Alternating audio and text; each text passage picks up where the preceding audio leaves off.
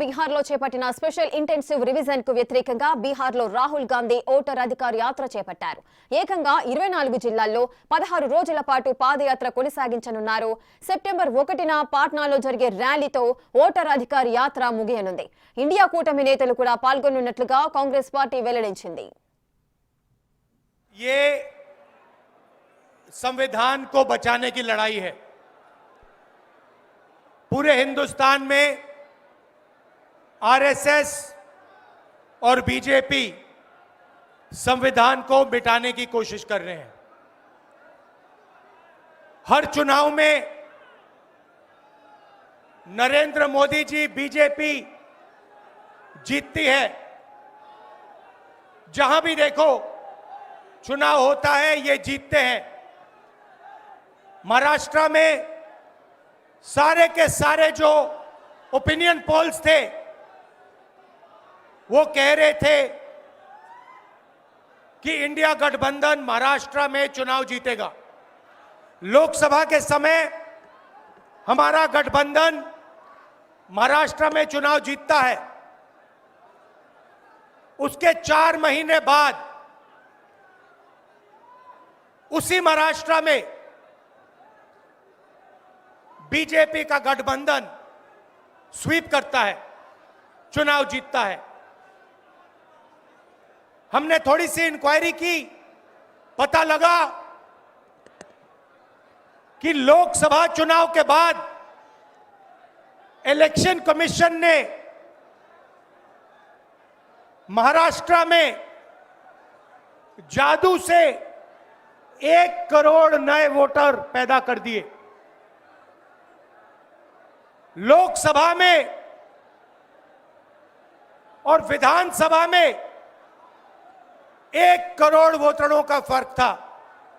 और भाई और बहनों, जहां भी ये नए वोटर आए वहां पर बीजेपी का गठबंधन जीता. हमारा 1 वोट कम नहीं हुआ. हमारे गठबंधन को जितने वोट लोकसभा में मिले उतने ही वोट हमें विधानसभा में मिले. बीजेपी को सारे के सारे नए वोटरों के वोट मिले और वो चुनाव जीते.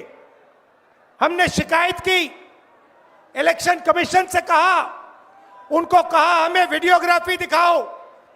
इलेक्शन कमीशन ने मना कर दिया. ఇక ఓటర్ అధికారి యాత్రలో ఏసీసీ అధ్యక్షులు మల్లికార్జున ఖర్గే మాట్లాడుతున్నారు. లైవ్ ద్వారా చూద్దాం. जरूर बदलेगी और इनका कोई अस्तित्व नहीं रहेगा. और आने वाले दिनों में भी बिहार में भी सरकार बदलेगी. आपके कोऑपरेशन से बिहार में सरकार बदलेगी. क्योंकि यहाँ तो अंधे बहरे इनकी सरकार है. क्योंकि यहाँ किसका सुनता नहीं कोई. मुझे तो ऐसा हुआ हैरान, मेरे लोग ऐसा बोल रहे थे कि उनको हेलीपैड तक आने नहीं दिए और उनको वहां से रोका गया.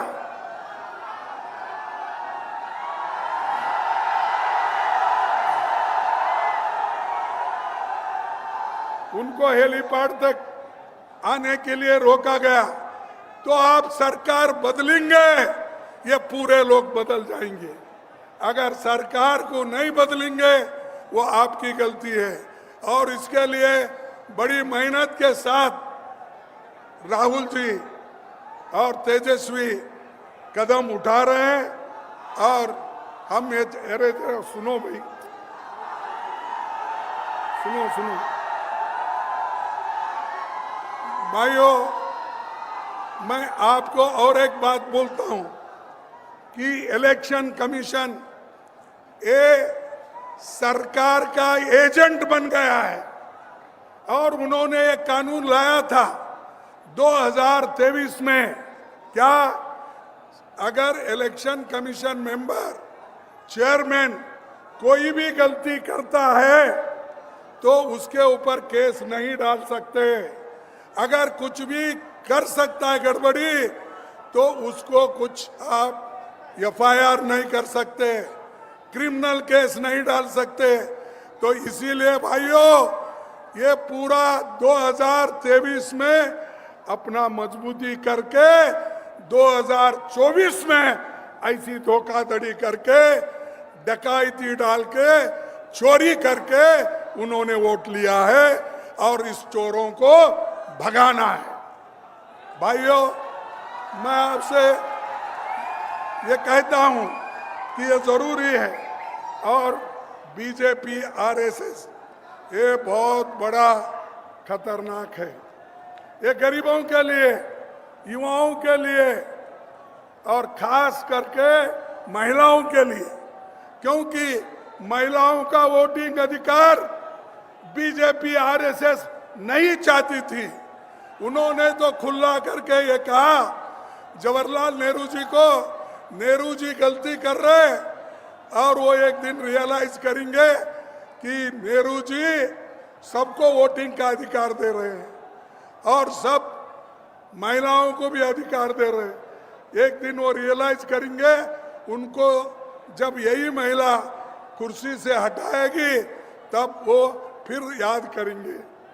इसीलिए बीजेपी और जो भी आरएसएस है, देखो तुम ऐसा पुकारना, मैं आपको बोलता हूं, सुनना है सुनो, नहीं तो नहीं सुनने वाले बाहर जाओ। 10 लोग भी रहे तो मैं भाषण करूंगा, इसका कोई ये नहीं है। यहाँ पर हम सुनने के लिए हैं। भाइयों, मैं आपको और एक बात करना चाहता हूं। जो आज बीजेपी के लोग हर बात पर हमको तंग कर रहे हैं, यूनिवर्सिटी में तंग कर रहे हैं, स्कूल में तंग कर रहे हैं, सिलेबस बदल रहे हैं, यूनिवर्सिटी में बदल रहे हैं, और गवर्नर तो आज सरकार की चमचा होके काम कर रही है। अरे ये देखो,